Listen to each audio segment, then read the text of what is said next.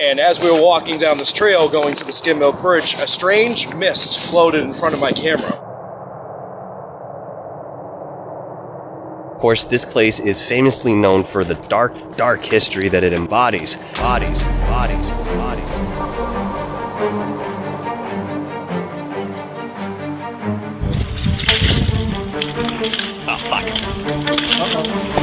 Fuck! There's something sitting next to the door as if it was waiting for me to go home, and it wouldn't let me in the house.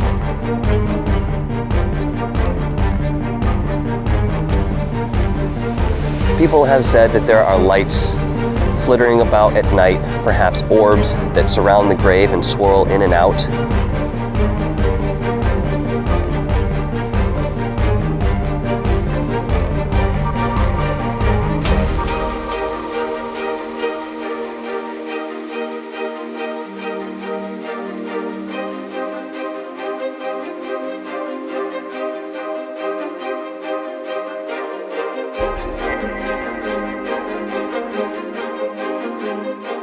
Alright, we're heading out to what's considered to be the Disneyland of paranormal activity out in the Bridgewater Triangle. My God, there are so many different places within that radius that we are going to visit. I cannot wait, folks, and thank you so much for joining us along on this ride. It's going to be an interesting one.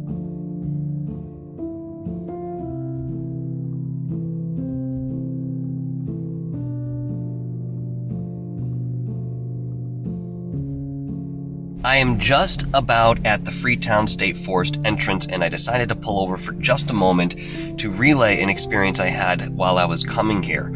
Just before hitting the Freetown town line on the highway, I started feeling something behind me in way of that energy I am familiar with when something's with me. Now, it's kind of odd that the area itself is imbued with all of this paranormal activity. Could it have been something that came out of the woods recognizing me on my way in? Was it something that has been lingering in the background from another investigation this past week? I just didn't notice it. It's very curious, and because I haven't yet gotten to the location and I'm already experiencing something, I figured I'd mention it quickly just to catalog this and of course document it in the best way that I can, because maybe this is the beginning of something more. I did call in my protection and immediately it did disappear. So to me, that means it's probably not supposed to be with me. And so I will be keeping a very watchful eye out in that respect to see if I feel something like that again.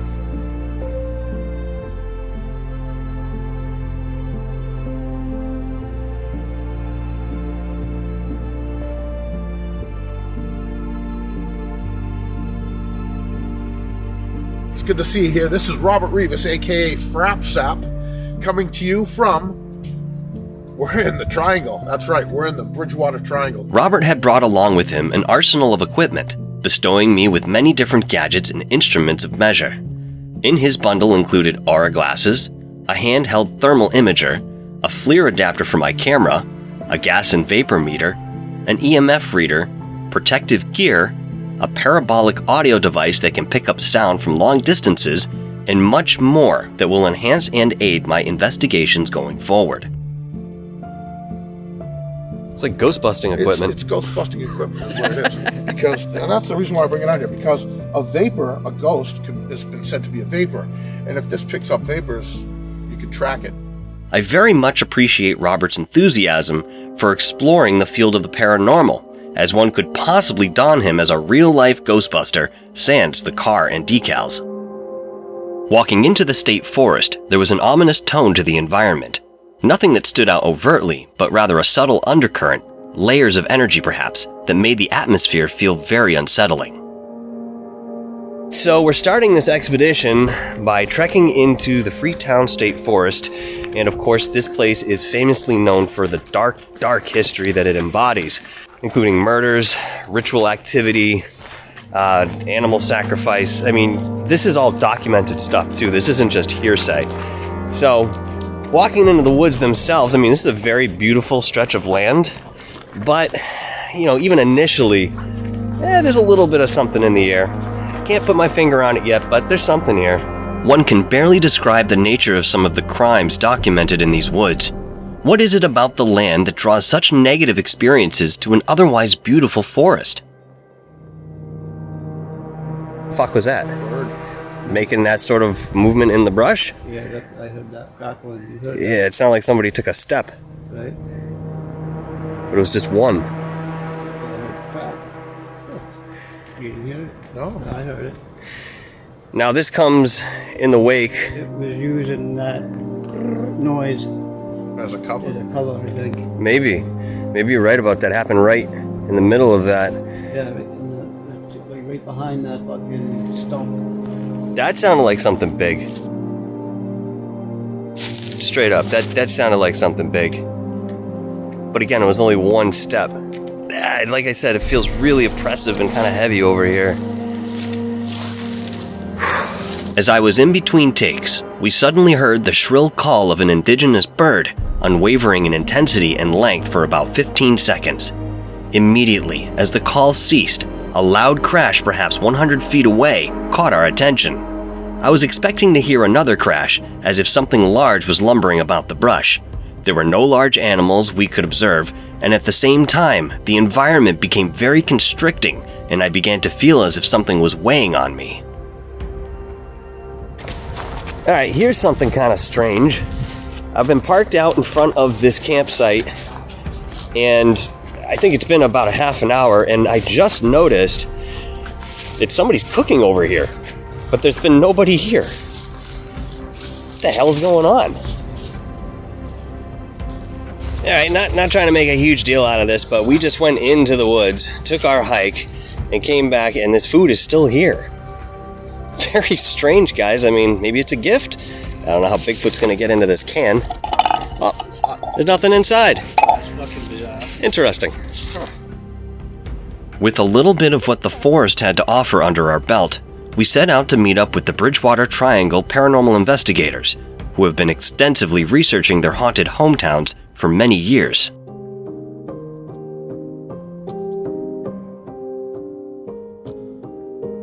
I was investigating the swamp down here. It was me and another gentleman named Paul.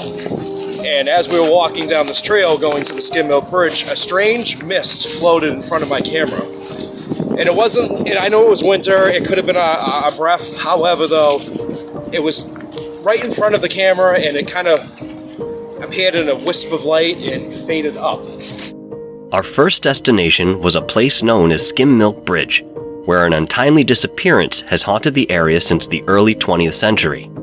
As even known back then, the Hockomock Swamp and its surrounding land is incredibly dangerous to traverse. What happened at this site marks only one tragedy out of a plethora that has plagued the Bridgewater Triangle.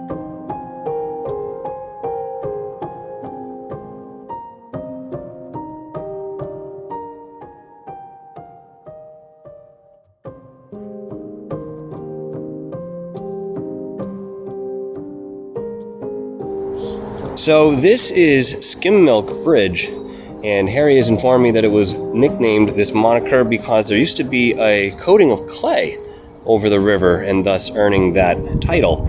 Now this is significant because nobody really knows who built this bridge or how it was constructed. Of course, there can be some theories in way of how this was put together, but again, nothing is conclusive.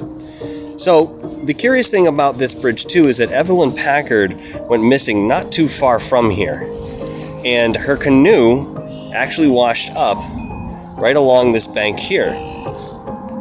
Now there were some footprints found that were identified as hers using another set of footprints that were left in a riverbank that were confirmed to be hers. They ascertained that she may have gotten out of the canoe and then perhaps gotten swallowed up by a sinkhole or something of the same magnitude within the brush here. Everything is so dense, it's very likely, but the end of this story is not as pretty as one would have hoped. They never did find her body, and therefore we know for that fact that Evelyn Packard is still out here somewhere within this marshy area. Could the mist Harry and his team witnessed be related to the death of Evelyn Packard? Is it possible she may still roam the swamp in spirit, searching for a way out? I felt quite at peace visiting Skim Bridge, but the history of the site is still awash in mystery and intrigue.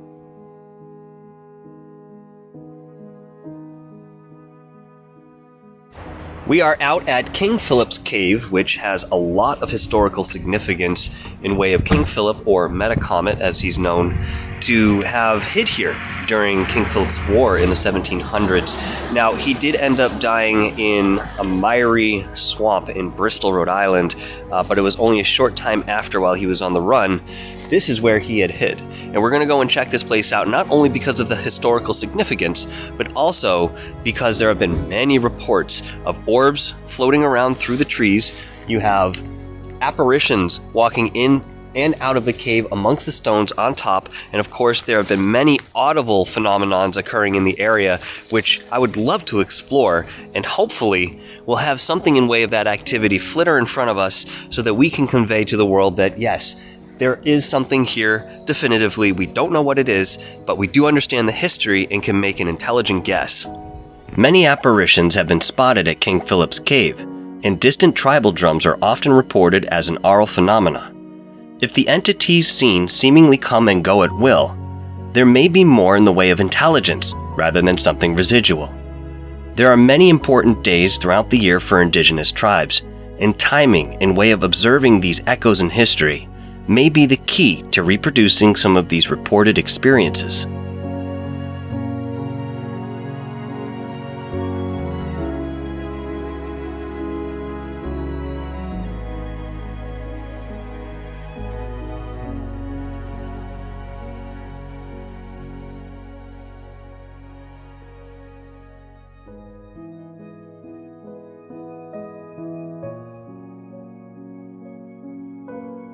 I'm sitting inside of King Philip's Cave right now, and as I sort of jokingly mentioned as we walked in, he picked a pretty good place to hide out.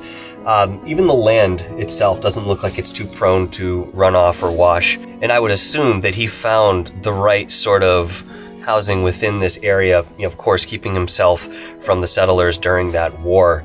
How long he actually stayed here, we can actually quantify. There is records that we can go through and give a good estimate, but this is definitely, without a shadow of a doubt, the place that Chief Metacomet hid out during King Philip's War, and I have to say, it's quite interesting here. There's a nice piece when I was standing outside of the cave, and coming inside you get the cool air that laps through, but at the same time I'm feeling a nice elevated energy that's here. Nothing heavy the way I've felt in many other places, even today out in the Freetown State Forest. Just seemed oppressive. Here, it doesn't feel that way, and perhaps this is a result of our energy and our intention as we come to this location. We are certainly very respectful, and of course, one of the propellants for us being here is understanding that history, but again, on the opposite side of the coin, we want to understand what energy may still be here from those tumultuous times. I would like to revisit King Philip's Cave during a solstice, or another astronomically significant time of the year, to see if the veils become thin in way of observance. There are so many places in the Bridgewater Triangle where tragedy struck the indigenous people as well as the settlers. Tumultuous times breed an uncertainty and fear, often lingering within the land for years to come. When the Europeans arrived to America, they brought with them a paradigm shift that would forever extinguish the natural lifestyle of the natives. Now, dusk is upon us. I know it's a little difficult to see with this camera. Everything looks a bit lighter than it actually is, but with nightfall just descending, we are going to jump right into the heart of the Bridgewater Triangle. And yes, it is exactly where you think this is, where all the paranormal activity, cryptozoology, and all types of phenomenon have occurred. We are heading into the Hockomock Swamp. And yes, we are going to walk right through it. There is a path towards the edge here that we can lead in, and the Bridgewater Triangle paranormal investigators are going to lead us on this expedition, because quite honestly, this is the place I was talking about in way of if you get lost, they can't come and get you. So you have to take every precaution you can. You have to be very, very careful, and it's smart to do it with somebody who's done it before, because literally there is no orientation The vegetation is so overgrown and the moss does not grow on the north side of the tree, and there is a specific name for that ecosystem which eludes me at the moment, but nonetheless, this is exactly where we are heading next. Into the Hockomock Swamp.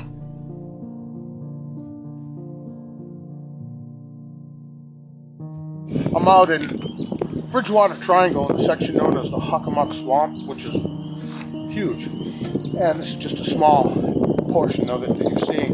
But I felt like it was incumbent upon me to collect a sample of the swamp water, to analyze it in many ways, with different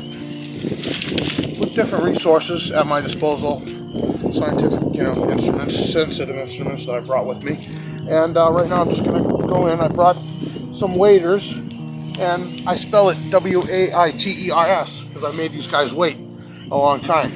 W-A-I-T-E-R. If I sink in, how far I sink in, because I'd like to get ready to muck about in the Hockomock Swamp. Right here in Massachusetts. What town are we in? West Bridgewater. West Bridgewater, Massachusetts. I want to go Careful, brother. too far because it looks a lot deeper over here. Yeah, nah. Notice I'm not gonna take too many chances. But let's get a sample.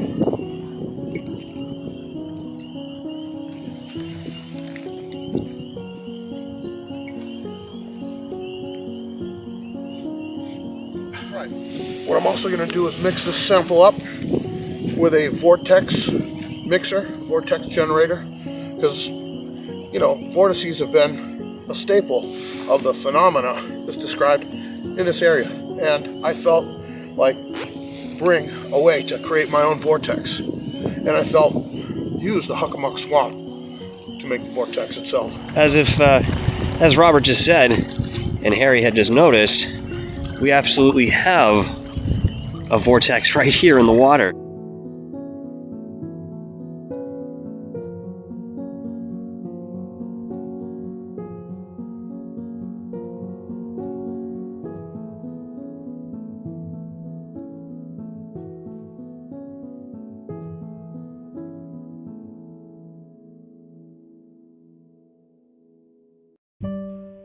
She saw a colonial soldier hanging from the trees. Now, was this something she was able to approach?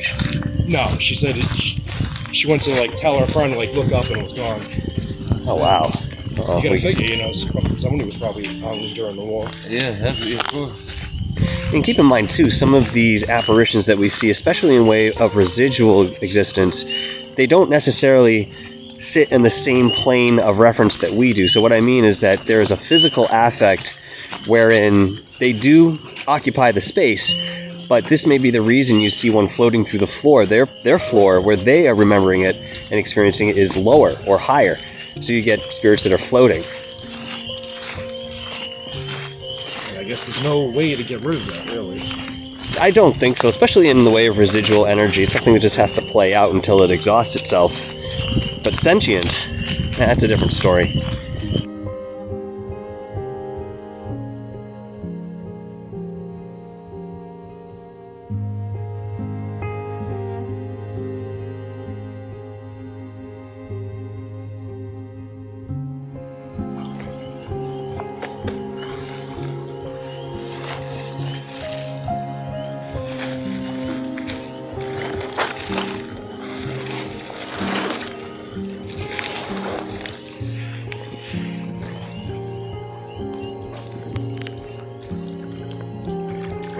Someone want to collect this? Yep, hang tight. Yeah.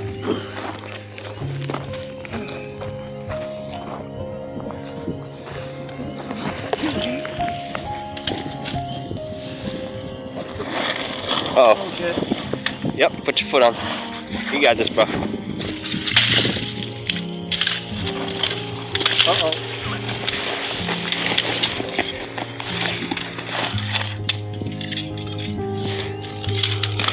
Oh, fuck.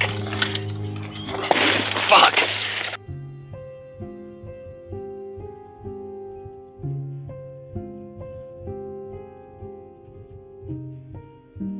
I usually exactly.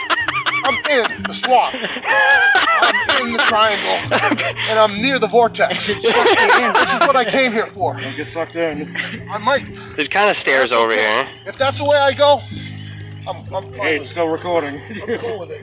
I'm putting my hand in now. There's broken pieces of reed, bamboo type wood that's collected right on top of the vortex. There's some of that. I mean, it's waterlogged through. I don't need to collect that stuff. Oh, okay, so. But my hand is now in the vortex. My arm. What do you feel down there? Oh, it's just, there's rock. There's an opening. I'm making the vortex bigger by doing this. Yeah. Wow. Get out of the water, dude. It makes it much bigger. It's like a doorway that I just opened. Yeah. Once you get out of the water. I will. I'm coming out now. All right. I feel better about that. This was quite a fun way to get right up. Close and personal, bro. This is boots on the ground, everyone. Boots on the ground research right here.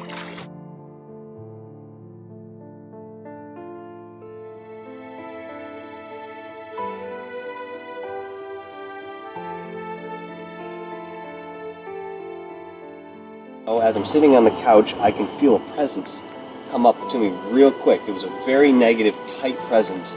And I continued to try to read into the puckwudgies, and this got more and more intense to the point where I was so uncomfortable, I had to put it down for a minute and actually walk out of the room to see if I could change what I was feeling.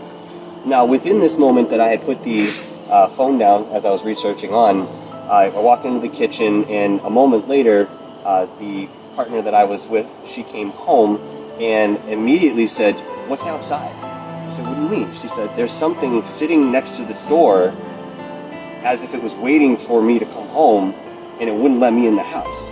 Like, I don't understand what you mean. Kind of playing the devil's advocate, but I'm putting things together as we go forward. Long story short, it seemed to me that within the research of that particular entity or group of entities known as the puckwudgies, one of them in their interdimensional form may have seen or heard that I was researching this, maybe being a thin vessel in way of my vulnerability at the time. They had an ability to do that. I mean, this is often purported even within the legend itself. So for her to say that there was something physical, and one of the things I'll mention is that she said it was small, kind of gnome-like.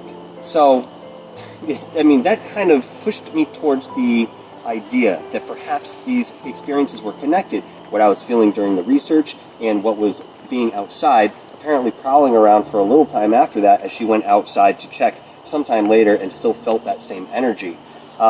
I was already in a state where I didn't want to feel any more of that, so I was sort of divorcing myself as best I could, still mentally and emotionally wrestling with what felt like something kind of invasive. And again, this started and ended with my research of the puckwudgie legend and whatever that entity actually is. With an incredible day of research behind us, we made our way to a motel for the evening. I was almost convinced the motel was just as active as any other place we visited that day, leaving me with very little sleep by dawn.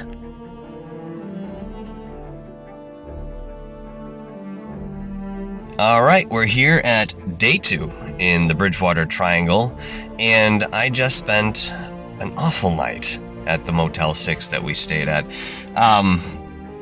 You know, place is run down. It's not a great place, but it was the energy that kept me up last night. This real buzzy discord that you could feel. It almost felt like energy was trying to come up through the floor. It was a real seedy place. I maybe got an hour of sleep last night as a result, but man, I certainly don't recommend it. And, you know, of course, you understand in certain places where there's activity of a certain nature, this calls in different energies. And I think sometimes those energies stick around in way of something residual, or yeah, maybe it's sentient, but in most cases, I feel that this is a residual effect. But, you know, again, these things felt like they were coming up through the floor.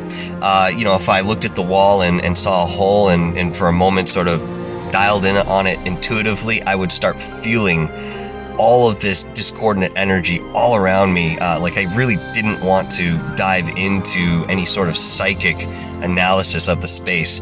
But here in the Bridgewater Triangle, we know there are many places that don't necessarily garner the attention in way of paranormal activity that still exist, and a seedy motel out in Brockton certainly fits the bill.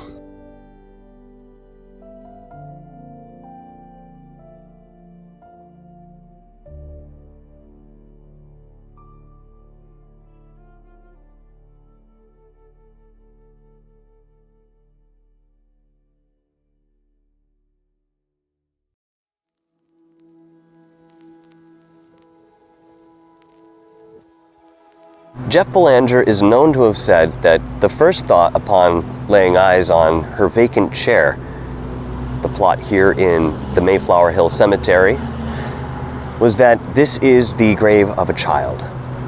And of course, there are many legends and unfortunate tragedies that occurred in early colonial America, and this, of course, is no exception. There are many legends surrounding this chair and the possible activity that may inhabit it, but the truth of the matter is, Pearl E. French, the young girl who passed away prematurely, most likely did, and this is on record, from spinal meningitis, a very common affliction of people back in those days. Now, people have said that there are lights flittering about at night, perhaps orbs that surround the grave and swirl in and out. Some people claim that if you come at some point in the evening, you can actually see the rocking chair moving. I have to say this is probably another one of those that sits in the way of urban legend, although I do feel a certain sense of electricity here.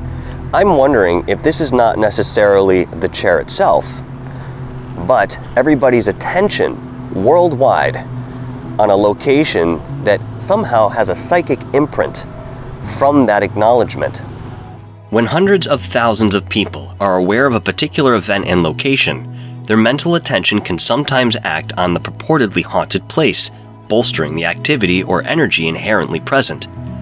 This is unconscious, but I have observed this phenomenon in wave creativity. If someone is working on an idea and shares it prematurely, it seems the momentum behind the idea declines, as others are now aware of the concept and this somehow makes an impact.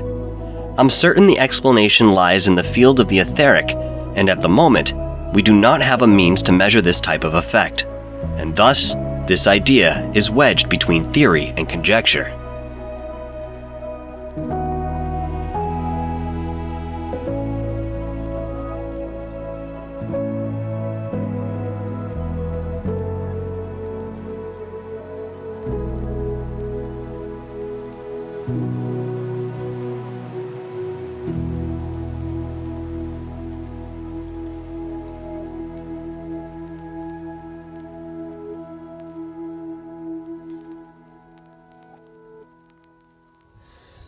So the history here, Harry, you were mentioning that back in the 50s there was a young boy who had drowned in this pond. What do you know about the details of that event? I'm not really sure about the details. I know it was a boys' summer camp at one time, so I would assume that he was out here swimming, having fun, and he drowned, which probably relates to Lake Nippenicket, also known as Lake Nip, where they say that there might be quicksand at the bottom of the lake. And that's why people go into these waters and go missing. I mean, that's just terrifying to me. I mean, when you have accounts of people saying that they were pulled under, maybe something grabbed their leg and, again, forced them under the water, maybe this is to explain, at least initially, because in a state of panic, your mind goes to whatever the sensation is first, however illogical. Yeah, and at the time, probably this pond might have been deeper. But you got to figure, if you, like you said, if you're panicking and you sink maybe even 2 feet down through the sand, then you're going to panic, you're going to lose your breath, and that's it. There are far too many stories of people entering bodies of water, whether they be a small secluded pond or the outer banks of our many oceans, wherein those people are lost beneath the surface. Underwater currents, sudden shifts in weather, quicksand and sinkholes all offer a rational explanation for the disappearance. What stays with us through an event where somebody goes missing are the cries of being grabbed from under the water or forcefully pulled into the depths, recounted by those who have witnessed the tragedy. In certain areas of the world, there are bodies of water that are alleged to house some sort of water spirit. Collecting the souls of anyone who haphazardly falls in or decides to swim might be a refreshing idea. Could this pond in the Bridgewater Triangle hold a similar suspicion? Not far away is the Raynham Dog Track, where many sightings of UFOs, puckwudgies, fleeting apparitions, and cryptids are still being reported to this day.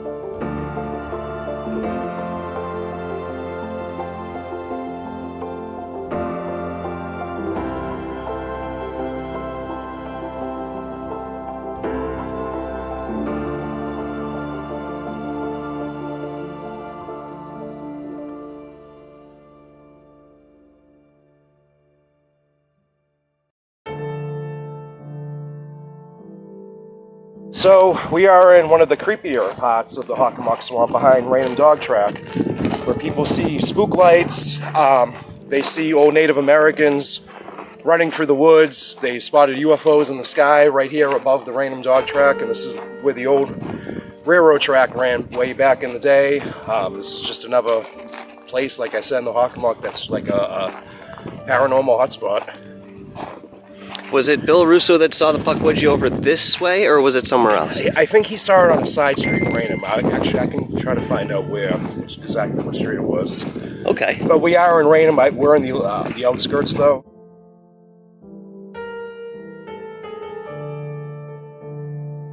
My name is Harry Green. I'm from Brockton, and I am the founder of the Bridgewater Triangle Paranormal Investigators.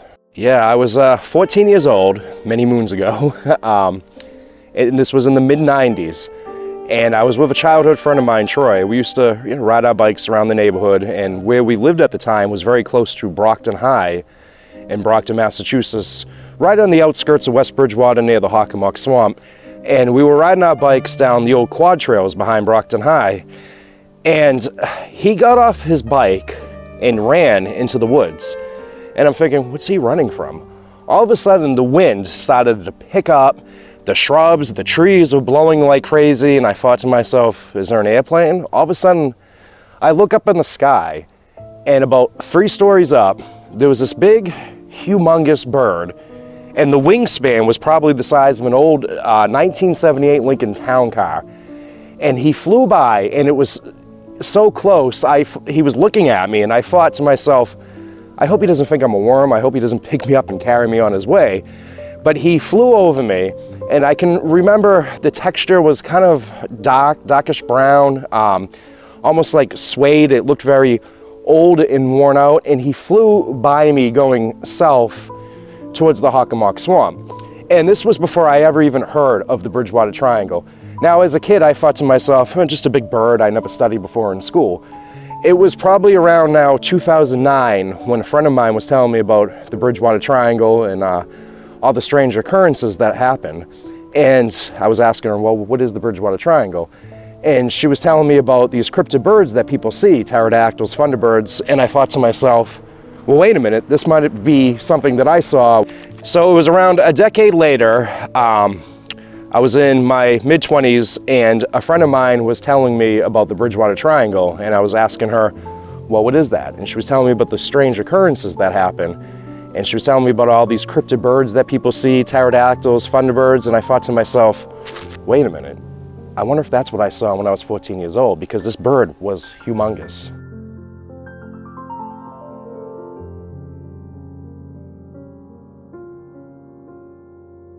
We are back in the Hockomock Swamp, in a different area of it, and I wanted to point out something very quickly in way of the instability of this land.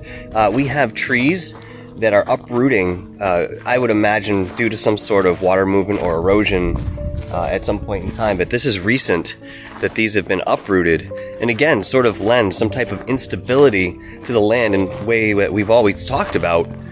This is significant to mention because it supports the fact that the land itself is forever in flux, and even the most well-known areas will quickly evolve as time goes on. This area behind the Raynham Dog Track has so many paranormal reports, it's difficult to catalog each one.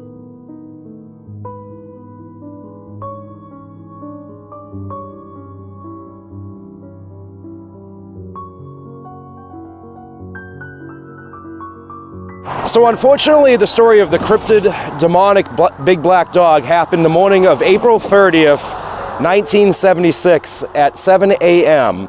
It was at 100 Summer Street. 12-year-old Carol Kane went outside to feed her ponies. She had 2 ponies, Jojo and Peekaboo. And she found a big, black, enormous dog dripping with blood, unfortunately feeding on them. She ran into her house and grabbed her father out of bed. Her father, Philip Kane, ran downstairs with a baseball bat, half awake, ran out into the backyard, saw this big, humongous dog, and it disappeared into the thick swamp. A day later, Officer Frank Curran got a lead to the dog's whereabouts right here at the railroad tracks on Summer Street. He fired a shot at the dog, and it seemed to have missed the dog. The dog looked at him, turned around, and slowly walked off, and that was the last this town has ever seen of the beast. Lending to the idea that portals may be responsible for these creatures entering and exiting our physical world is the story of the Dover Demon, who also appeared for a short window of time, never to be seen or heard from again.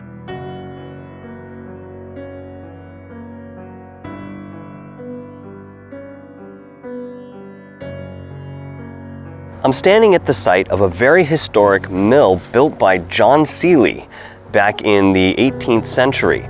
Now, the interesting thing about this particular story is that even today, with the plaque that you see in front commemorating this site, there still happens to be a bit of magic intertwined with the legend. Long story short, John Selee built this mill again in the 18th century and then was turned over to his son Nathan sometime afterwards. Now, Nathan is really the curious character in this story because it's purported that he had an experience with the devil that allowed him to run this mill with devilish imps. I know this sounds odd, but believe me, this is part of the legend and folklore here in the Bridgewater Triangle. So this is how the story pans out. Nathan was approached by the devil one evening at his home. The devil asked him to follow him outside as he wanted to show him something. Now Nathan, being a wizard himself, or at least known this way, grabbed his spellbook and followed the devil out. In an effort to impress the devil with his power, he opened the spellbook as he was outside and immediately was inundated by an incredible thunderstorm that scared the bejesus out of him, and as he started running back to his house, the devil very quickly followed. When the devil arrived back at his house and Nathan calmed down and explained he didn't know what happened at that time and why he ran in such fear, the devil provided Nathan with one of 2 options. Either he could run his mill with Satan's minions at the beck and call, and then eventually he would take his soul, or he could die right then and there. Well, Nathan chose the former, but the thing and twist here is that the devil never told him when he would take his soul. It seems that one day, after his wife went to check on Nathan after a long night's sleep, she found the devil perched over his body, and of course, it was lifeless. At this moment, the devil noticed her presence, fled out a window, and in doing so, fell some stories and landed on a rock that supposedly still has the hoofprints in it today. Now, again, is this something in the way of just urban legend? It's very odd that historically, the story still stands that he was some sort of wizard. The satanic imps, on the other hand, might be something more fabrication, or as has been proposed before, they may have actually been puckwudgies.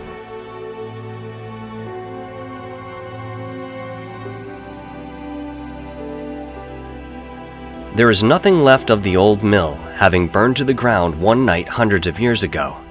What remains are the legends and disembodied voices that some report are still occupying the woods in the current century.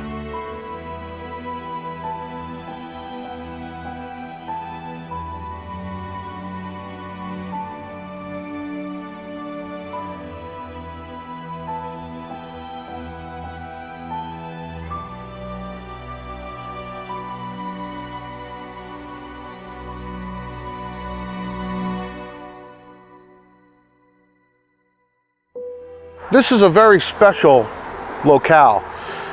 It has quite a history to it, especially this amazing rock here in the woods, because it is a site of one of the arresting of one of the chiefs of the Wampanoag people.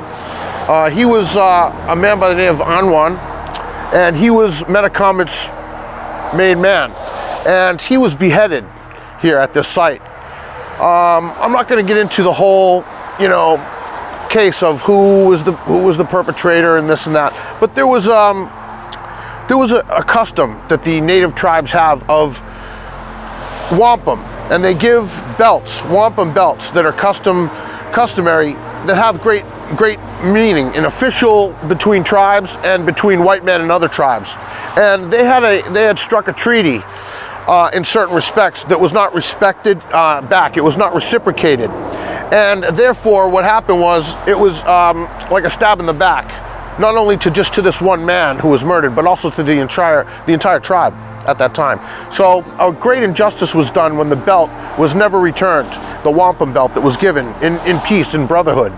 And so for that beheading, it was a sore spot between tribes and between worlds, because now, as you can see, a long time has passed between the year of our Lord 2022 and 1676, as you see.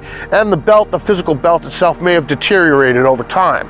But in my attempt to right wrongs and to remove curses from places, to remove the pox that this area has, and to kind of break the spell, I myself took it upon myself to delve into the astral world and take an etheric version of that wampum belt and bring it into material physical reality so that I could return it here to the rock and deliver it to the spirits who may be waiting for its final return.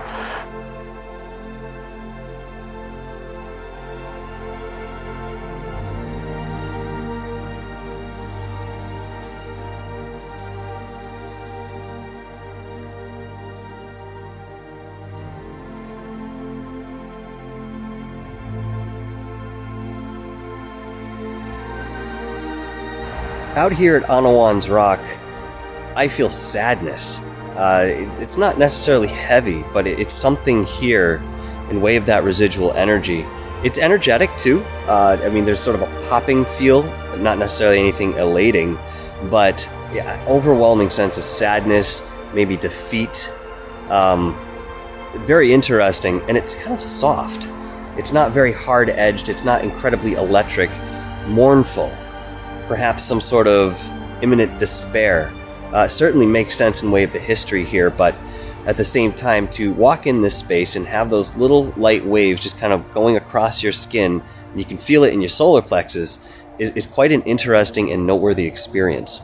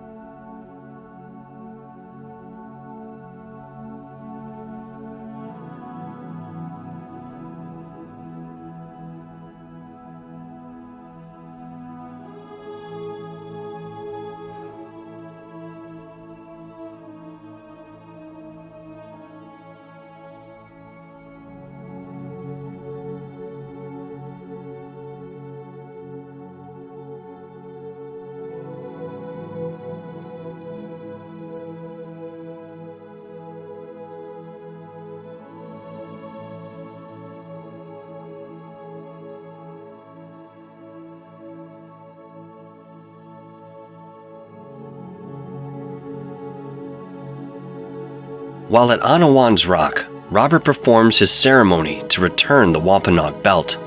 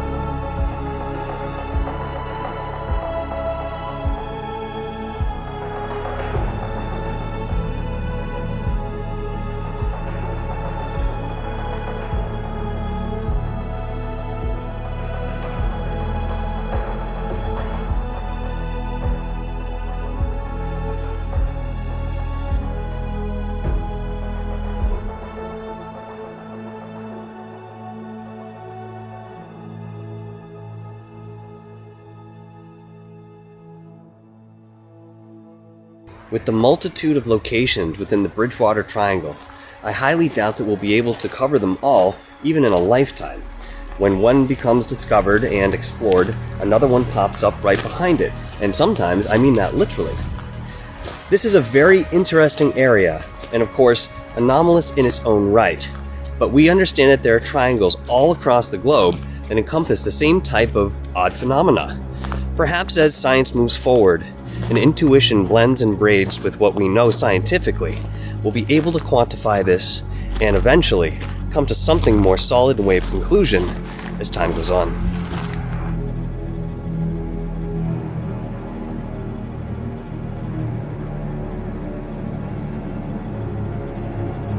The Bridgewater Triangle, along with a multitude of other esoteric triangles throughout the world, may always contain unfathomable secrets, while acting on those who dare to venture into sacred spaces. We will continue to research and experience within these defined locations, as the very presence of these triangles shape our intrinsic nature and spiritual reverence.